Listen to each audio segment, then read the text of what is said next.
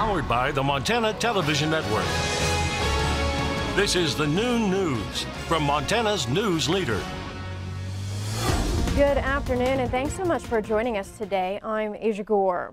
Police in Texas say the suspected serial bomber left behind a lengthy video describing how he built the bombs that terrorized the city of Austin this month. But he didn't explain why he targeted his victims. CBS's Nikki Batiste has more. Police say Austin bombing suspect Mark Condit confessed in a 25-minute video shortly before he blew himself up, but they still don't have a motive for the attacks. He does not at all mention anything about terrorism, nor does he mention anything about hate. Police tracked down the 23-year-old unemployed college dropout to a hotel outside Austin early Wednesday. When SWAT teams closed in on him, he detonated a bomb inside his red SUV, killing himself. On the video found on Condit's phone, he talks in detail about how he built each of the devices, which police believe are now all accounted for. The suspect describes the 6 bombs that he constructed with a level of specificity that he identified the differences among those 6 bombs. The break in the case came when investigators identified Condit from surveillance footage in a FedEx store, dropping off 2 explosive packages. Federal agents raided his home in nearby Pflugerville Wednesday. They recovered bomb-making materials that match the components used in the bombings in Austin and suburban San Antonio this month that killed 2 people and injured several others. The Condit family says they had no idea of their son's darkness. The family's present focus is on dealing with their shock and loss and in cooperating with the police investigation. Investigators are still trying to determine how Condit learned to make the bombs and if he acted alone. Nikki Batiste, CBS News, Austin, Texas. Condit's 2 roommates were detained for questioning. One was later released. Here in Montana, a murder investigation underway in Missoula, where a woman recently died after being found in the road earlier this month. The victim, identified by the Missoula County Sheriff's Office as 47-year-old Susan Wood of Missoula. Authorities say Wood was found on Coal Mine Road near the intersection of Otis Street March 3rd. Now, Wood, who had suffered blunt force trauma to the head, was alive at the time, but she died Friday at the hospital. Wood was later last seen on video March 3rd walking outside Lowe's on Reserve Street about 2 hours before she was found. Anyone with information about Wood's death should contact authorities. After arresting a man for the murders of his parents in Helena, authorities are now looking for a second person of interest. The Lewis and Clark County Sheriff's Office says they want to speak with Andrew Duncan in connection to the murders of David and Charlotte Taylor. The couple was found dead in their Helena home Monday. The Department of Corrections lists Duncan as a probation absconder related to a 2017 drug conviction. Now, Duncan is not considered dangerous, but do contact police if you see him. 21-year-old Caleb Taylor appeared in court on charges for the murder of his adoptive parents. According to court documents, both victims had considerable injuries from blunt force trauma. Taylor allegedly told detectives he killed his parents Sunday and took jewelry from the home to make it look like a robbery. He also said he took a shower and removed his blood-stained clothing and an unspecified murder weapon from the scene. Taylor is being held on a $500,000 bond. A shooting in Flathead County is under investigation today. The sheriff's office reports a woman was shot Wednesday afternoon in the town of Hungry Horse.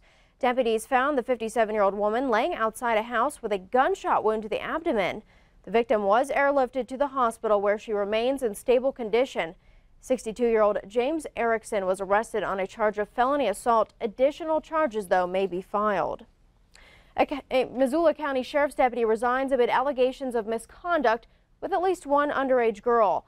The sheriff says Deputy John Leonard was first suspended without pay during an investigation into an alleged inappropriate interaction with an underage female employee at a coffee shop last year. Following his suspension, Leonard was investigated again for inappropriate conduct with a female clerk at the town pump in Bonner in January. Leonard was then informed his employment would be terminated. A document dated February 22nd shows the sheriff ultimately accepted Leonard's offer of resignation. A Cascade County jury finds the Benefice Health System is not responsible for the debilitating injury a former Belt High School football player suffered during a game. The family of Robert Back sued the hospital after their son was left paralyzed in a football game in 2014. The The school's athletic trainer was accused of not doing more to make sure Back was okay to play. Attorneys for Benefice said Back's parents are actually at fault because Back had been seen by 2 doctors who said he had a concussion and should not play. The Back family previously settled a lawsuit with the Belt School District for $750,000. Residents in Cascade County's Sun Prairie Village County Water and Sewer District urged to use water for emergencies only today. A message from the district manager says they are dealing with a main break. The elevated tank on the hill is almost empty, which could leave residents without water. Management is working to assess the situation. Fire season isn't too far away, and predictive service meteorologists are looking back at Montana fire history to see what the future may hold. Models suggest a good possibility of last year's scenario repeating with flash drought and extreme heat. One NRCC meteorologist says climate range outlook suggests we will have another warmer and drier than normal summer. He also mentioned climate signals resemble 2012, which was a year with a long fire season. However, the more immediate spring forecast offers hope that we'll see beneficial conditions with average precipitation and temps in April and May and possibly into June. We turn now to the weather scene with Brett McCrummon. And how are we looking around the state today, Brett? Things are looking pretty good. We've got some moisture to talk about, but we're looking at some warmer temperatures as well. Let's take a look at temperatures across the area right now as we take a look in Missoula. They're currently at 44. They've got overcast skies and a few lingering showers around that area. As we head over to Butte, 44 degrees there. And as we take a look in Great Falls, they're currently at 42 degrees.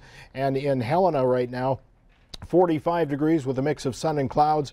And here into the Billings area, not too bad. We're looking at 47 degrees as we're looking for daytime highs into the mid-50s. But like I said, some showers are on the way. We'll have your complete forecast coming up in just a few minutes. Thanks, Brett. We'll check back in. President Trump expected to announce as much as $60 billion in new tariffs and penalties against China. Those tariffs could make the cost of hundreds of Chinese-made goods more expensive. CBS's Ben Tracy has more.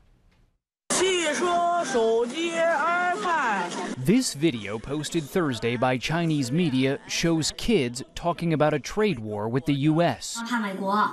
If they have an eye to us, this child says, we will cut out that eye. And when it comes to retaliation, China is already eyeing American farmers, perhaps hoping to hit President Trump's rural base of voters in places like Iowa and Ohio. So what brings a farmer from Iowa to Beijing? Soybean business. Grant Kimberly is a sixth-generation Iowa farmer. 1 in every 4 rows of soybeans planted in Iowa ends up in China. Overall, U.S. soybean exports to China are worth $12.4 billion. Chinese tariffs on U.S. soybeans would make them more expensive, which could cost U.S. farmers business. China buys about 30 to 33% of all the soybeans that we grow in the entire United States. So it's very important to have a strong relationship. Major U.S. companies such as Boeing, Apple, and Ford could also be hit if China retaliates. Tianjung Wu is a Beijing-based economist. Given that the government here keeps saying we don't want a trade war, is there any chance they just let this go? I don't think they can let it go. I mean, just looking at the domestic politics, it will be showing the weakness to just let it go. China definitely wants to retaliate somehow.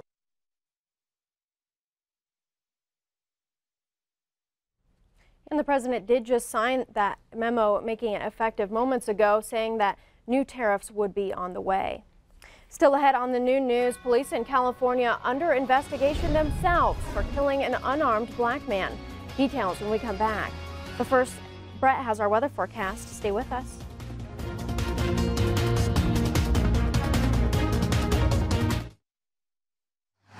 You're watching MTN News with Aja Goare, Storm Tracker weather with Ed McIntosh, and Farm and Ranch News.